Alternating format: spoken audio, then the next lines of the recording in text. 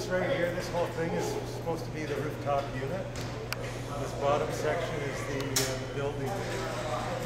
That's just simply an access door to the evaporator fan. The evaporator fan is the rooftop evaporator. This whole assembly here is the economizer. We've got the independent release duct with a damper that open and closes just for modeling purposes so that you can either show it with a typical economizer without the independent relief or the economizer, the dual stage operation with the independent relief duct. That is the return duct. There's a variable speed controller here that varies the speed of the evaporator fan. There's the economizer control board that right now is disengaged. So you can either operate this unit with the economizer damper through the controller or disengage it and operate it just with this manual damper, which is, I think, the preferred way. This thing right here is for the access door for the pressure sensor that's inside. We've got the supply duct back over in the side here, round supply duct. On this side, this is the micrometal economizer. That's the second stage relief dampers. The typical first stage relief dampers, outdoor dampers. The return duct, and this damper here is to simulate return ductwork in the system, so it adds static pressure to accommodate for some ductwork.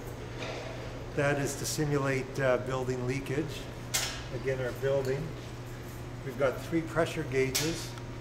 One pressure gauge at the inlet to the return damper, which is what the typical first stage relief damper is subject to. It's that pressure. That's the pressure in the evaporator fan cabinet at the suction side of the evaporator fan. And that is the building pressure. So between all those, you get a good picture. So I'll start it up, Ted. Let's go on the other side. On the other side? Yep. Just what's ever here, just probably nothing, but... Yeah, well, there's the supply duct, and that's the base pressure reading for the building pressure port. Okay, very good. All right, man, let's start her up. Okay. I've got a little line here, which I think is the best spot to run the fan for demonstration, which is a 1/4 inch negative static pressure. And if you come around here, this is 100%.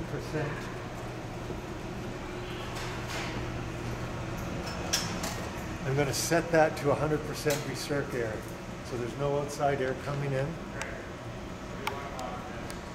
So when we're over here, the building pressure is 0.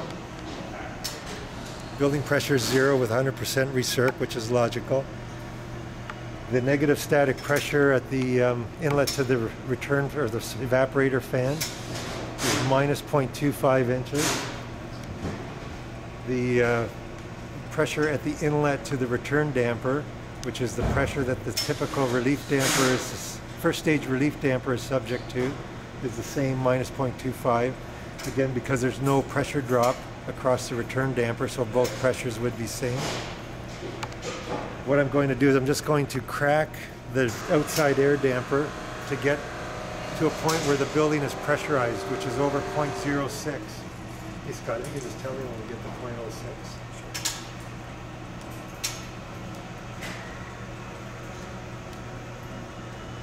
Right now. Okay, so we're at the building now is pressurized at 0.06.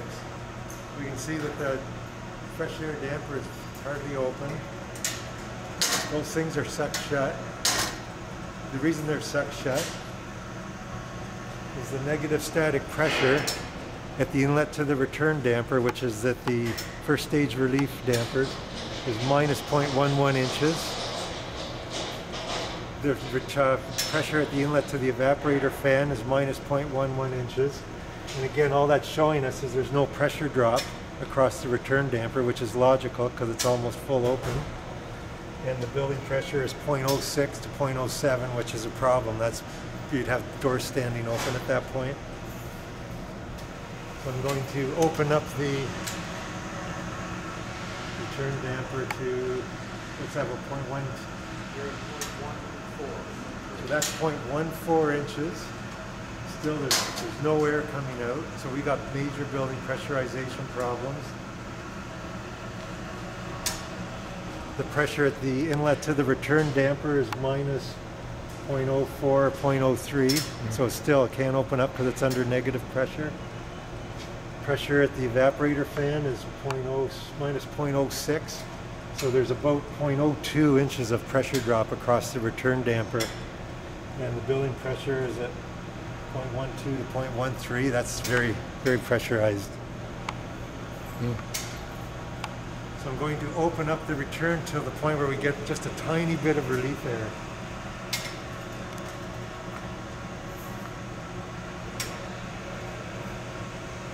Okay, there's a tiny, tiny bit of air coming out.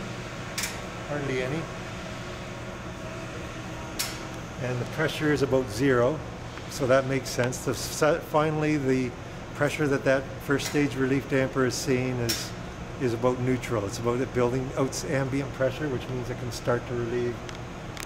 Pressure at the evaporator fan is minus 0.05, which means there's about 0.05 inches across the return damper. And the building pressure is about 0.14 inches. So I'm going to open up 100%. So we do have some air coming out of there. 100% open. The first stage relief damper is seeing about 0.03 inches of positive pressure. That's why we're getting air coming out. The evaporator fan is minus 0.03.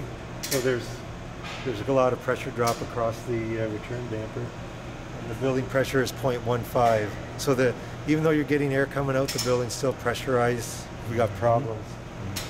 So when we did this whole thing, the second stage relief damper has been fully closed. So what I'm going to do is I'm going to slide that damper open, fully open. So I've taken it out to full open position, which basically activates that second stage relief damper section. So this is still relieving air.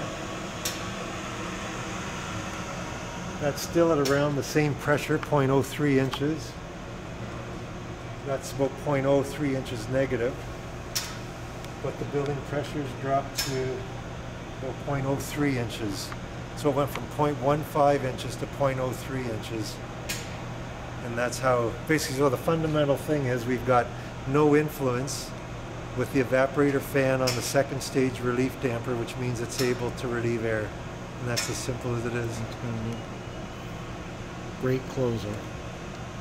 That was pretty good, actually. You should be. Did you hear Sign me? you up. That was pretty I'm good. gonna get you an agent.